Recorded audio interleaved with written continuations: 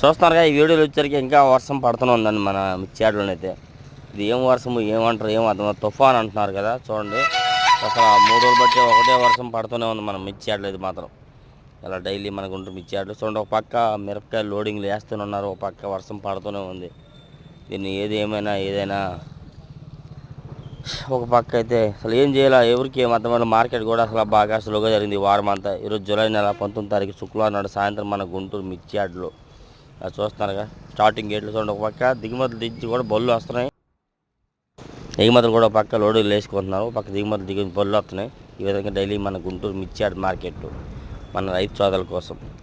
మీకు కానీ వీడియో కానీ అయితే ఒక లైక్ అండ్ సబ్స్క్రైబ్ షేర్ చేయండి. ఎవరైనా లైక్ చేయకపోతే మాత్రం.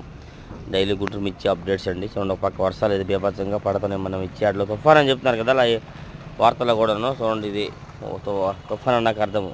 వీడియోకి అయితే ఒక లైక్ మాత్రం చేసి సపోర్ట్ చేయండి ఫ్రెండ్స్. ఓకే.